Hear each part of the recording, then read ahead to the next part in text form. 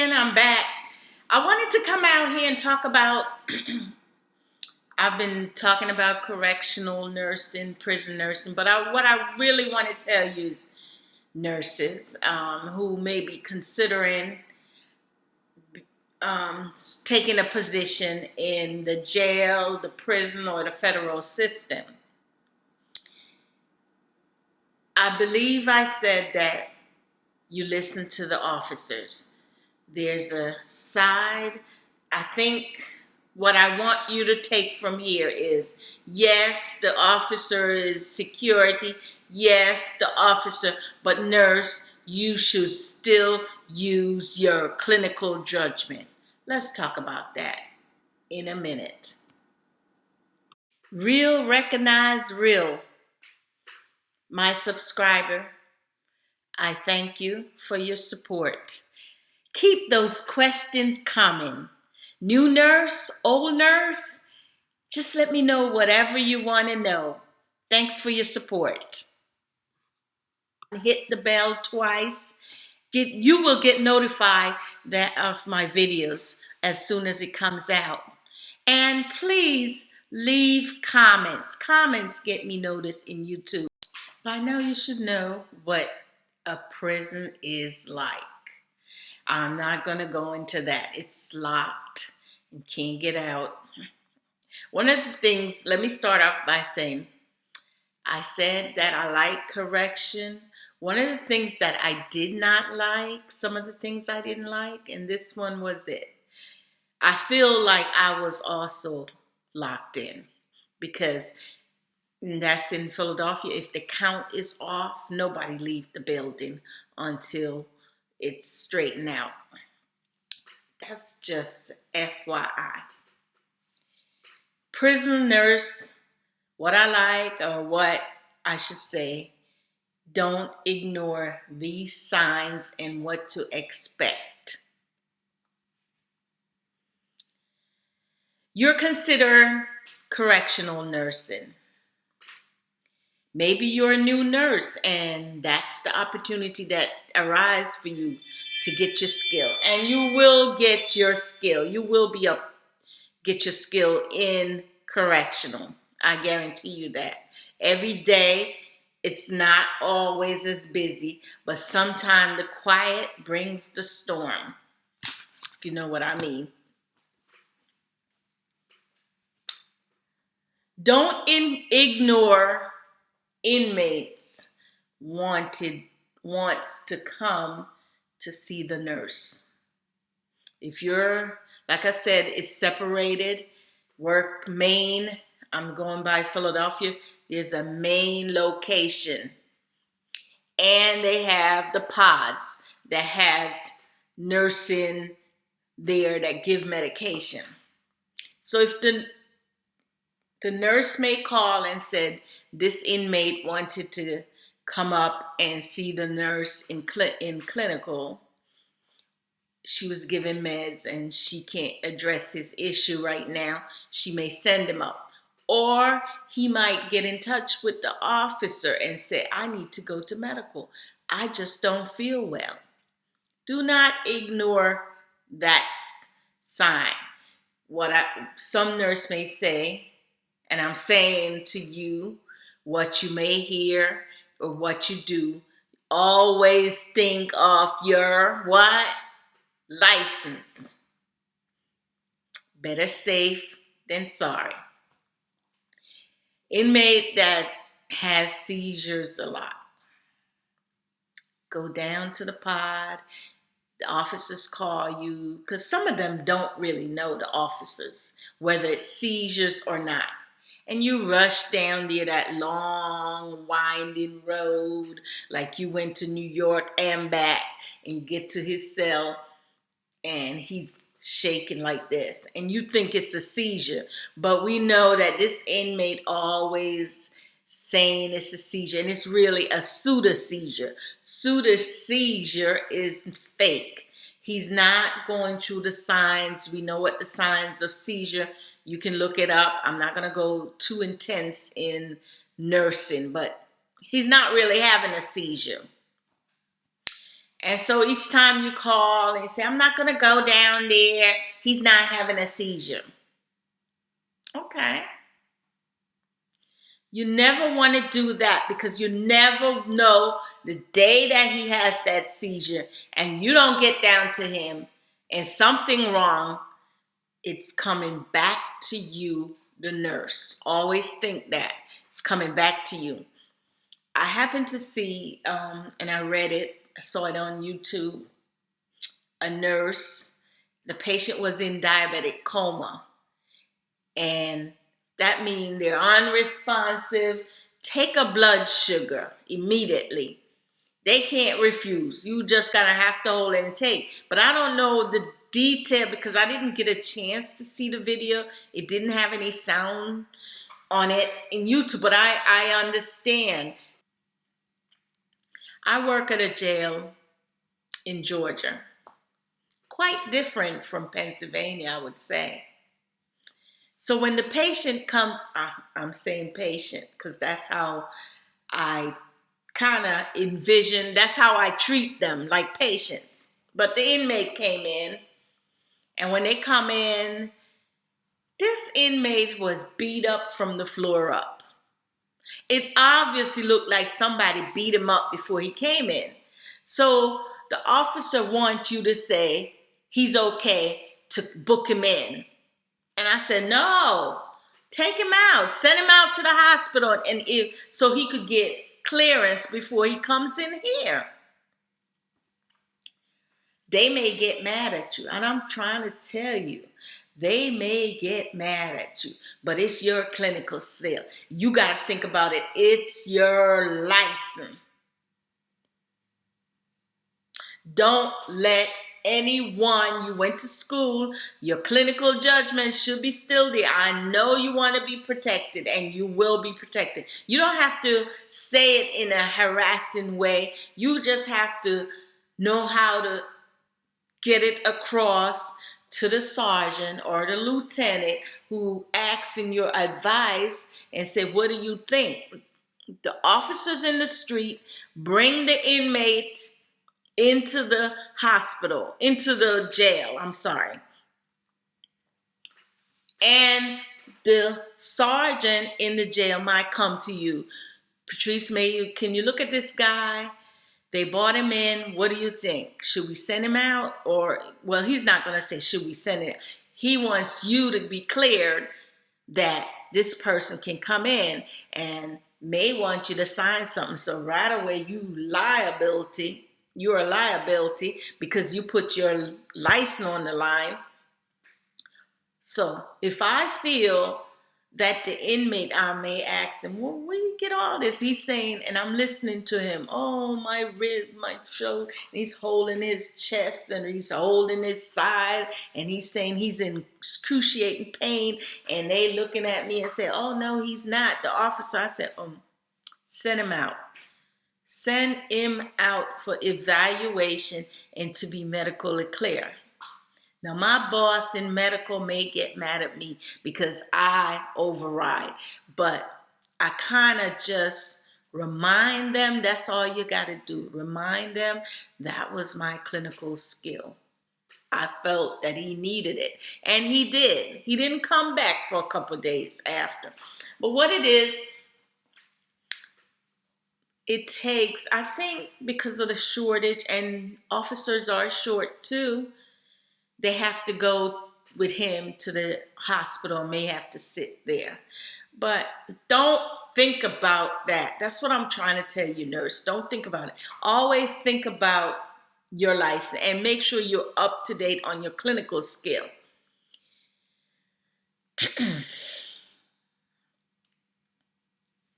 Blood sugar.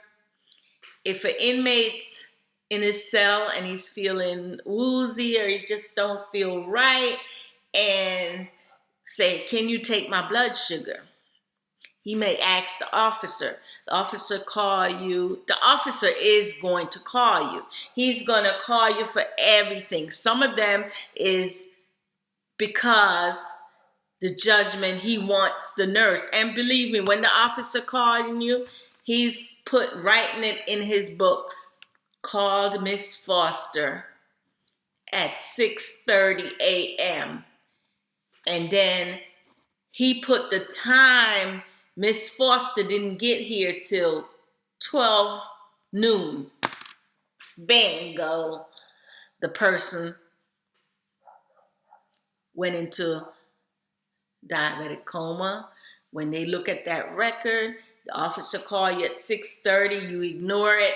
He calls you back at 7, you ignore it. It's 12 noon, so you didn't do anything. You didn't go down. So everything is coming back to the nurse. Everything is coming back to your license. So that's what I'm trying to tell you.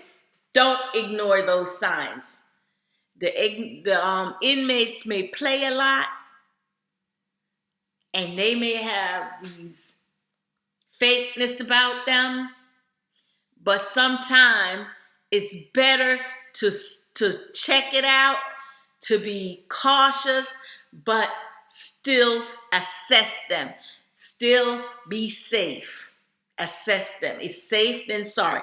It's better to send them out and be clear than to keep them and something happen, because no one is going to back you. It's going to be document. The officers did tell you that this patient had some issues. One of the things I want you to know about, don't ignore. You may work at the jail, the prison, or wherever, and you see these worker inmates, and they tend to, what I find is nurses tend to get too relaxed around them. They get a lot of privilege. They're around, they're in the break room, they're cleaning. Believe me, they're listening to your conversation. So you should be aware of that. You may have, extra food around and give it to them because you think they're a good worker, which they are, not saying, but they're still inmate. That's what I'm trying to say. So when you put that nutmeg there and he may want some, they go to the cell and do all kind of stuff with that nutmeg. So just be careful. The cinnamon, just be careful of what you have around you.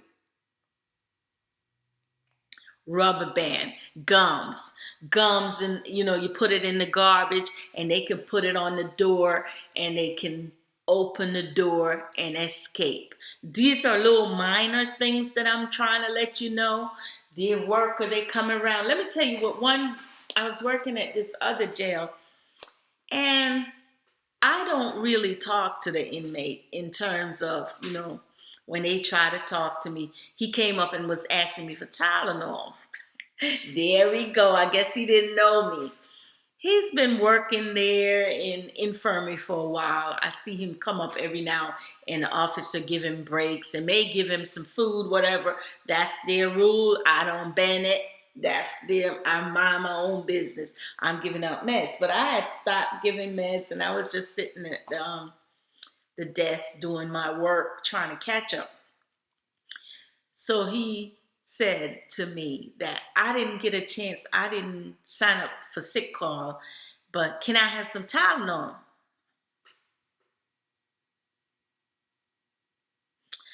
I said, no, I don't have any Tylenol for you. Let me check your records though. See if you get Tylenol. I said, no, you're going to have to put in the sick call, and then the doctor will see you, and then you can ask him for Tylenol. I guess he thought I was going to give it to him, but I didn't. What it is, they don't want to put in the sick call because some facilities charge them. Some facility, I think the reason why the facility charge them for sick call, because they have the people the inmates were coming so much for nothing, really, to get more meds. So he thought that because he was privileged of a worker and thinking that everybody's relaxed, and so he's going to get, I don't know if the other nurse, because nurses gave him, but he came to the right one because he wasn't getting no Tylenol tonight. So you got to be careful of those inmates that are workers. Very careful. Don't ever get relaxed, because they're in a conversation. I heard them in conversation. They said, "Oh, she got a blue car." Well, how did he know it? He heard your conversation. Oh, how's your new car? They'll be in conversation. How's your new car? To the other nurse. He heard that because she was telling me. So they get so relaxed that you may not see what their mischief. I told you they're manipulative. Don't ignore those signs. Megs is considered a drug. They can sniff it. That's why I said don't leave it. And I usually have it around me because I like it in my hot cocoa. Bottles, soda bottles. Don't bring it into the jail, because what happened is, you could break the glass and they could cut somebody with it. So they want it to be plastic. Ignoring. If you ignore an inappropriate behavior from the inmate, he may feel he can take it a little further with you. A little tap on the shoulder, that's inappropriate to me, because then a little tap may be a little hug, and they may do things. They're very sneaky, and you think because you're looking for attention, you felt attractive because he said the right thing. They're very charming. Some of the guys, well, back in Pennsylvania, I know they were lifting weights. I think Georgia don't have the weights there, but they figure out a way. But so they are very charming ladies. That's what I'm trying to tell you. They're very charming. You watch that show with Love After Locked Up. Maybe I'm not saying it right.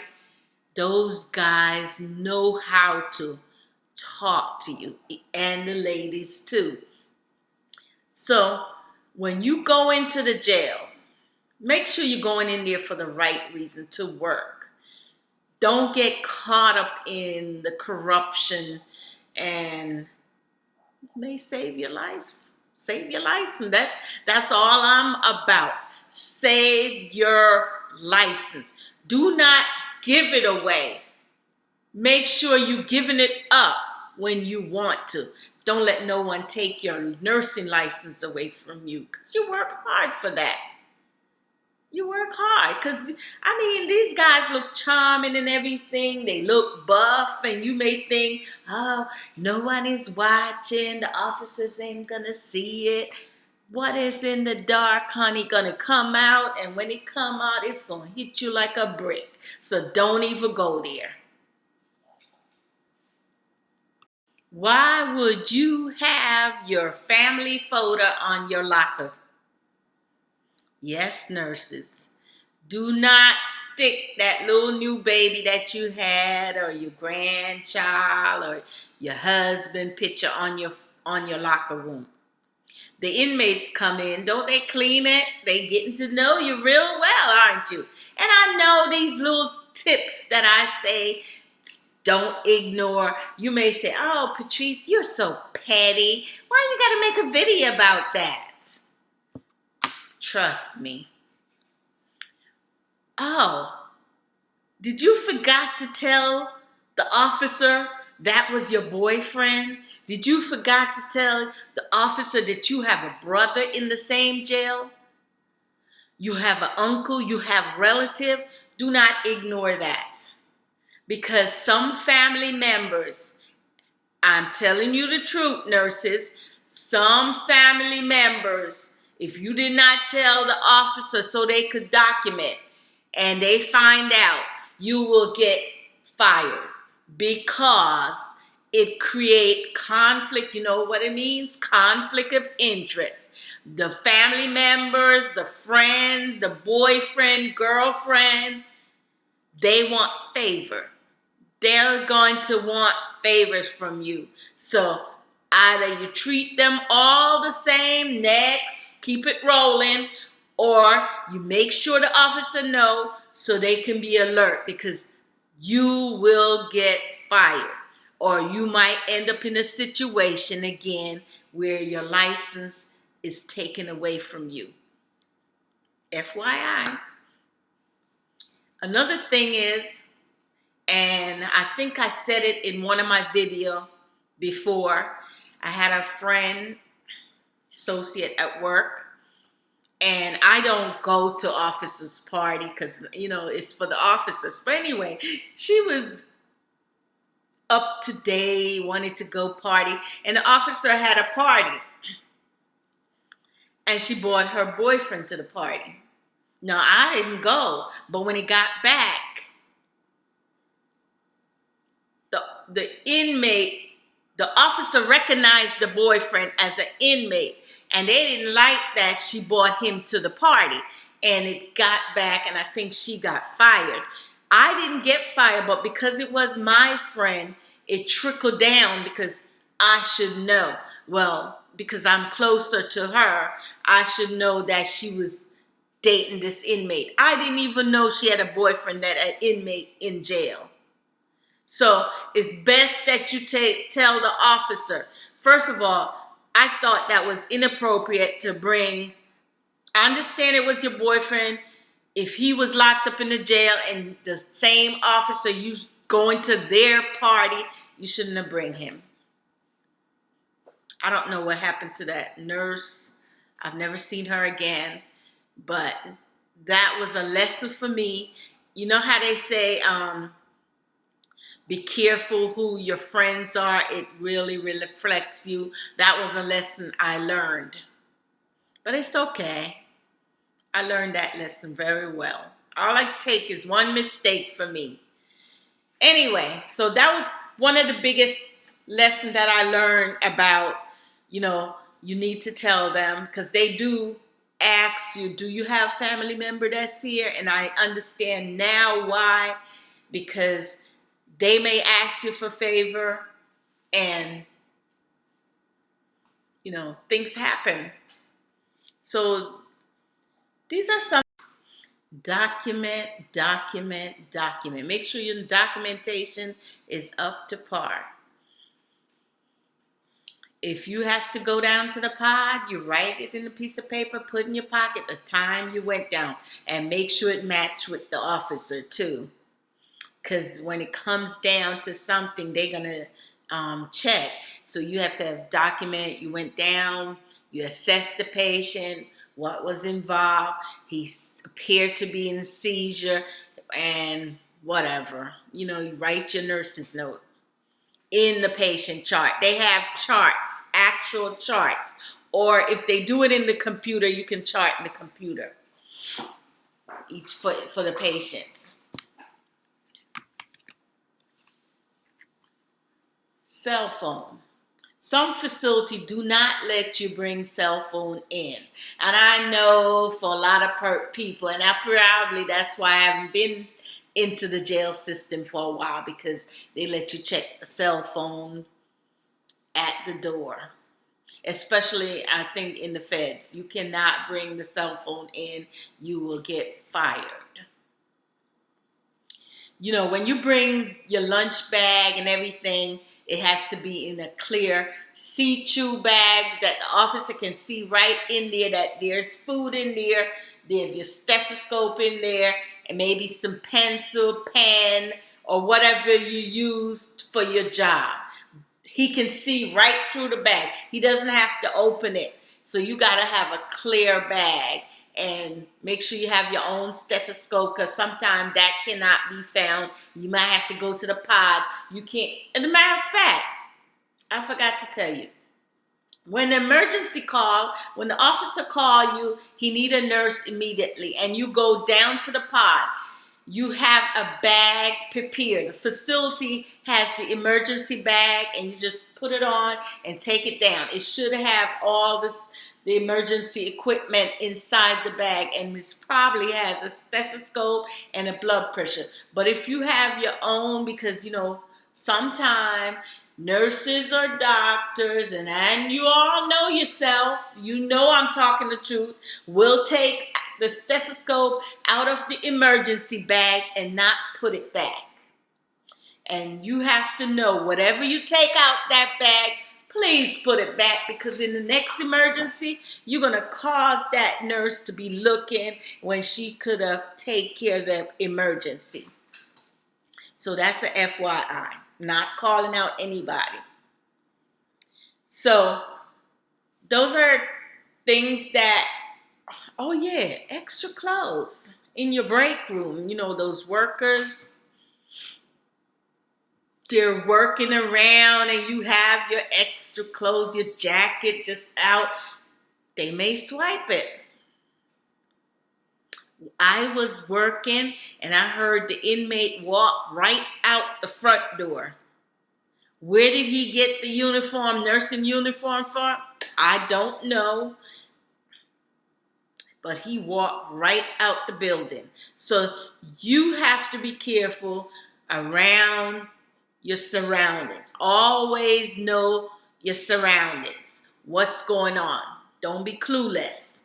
Don't get too relaxed. Be very careful. You know, some inmate may come up to you, you give him meds. Oh, Miss Foster, you looking good. Your hair is cut. Who cut it? I used to do that. In a conversation. Next. That's what I say. Next. I'm not in no conversation with you. You got your medicine. Keep it rolling. I don't seem like I'm mean, but they may think I'm mean, but next. That's all I said. Next. Let's keep it rolling, guys. With the woman, I have to take a deep breath and hoping that it will go smooth. That's all I can say about the ladies.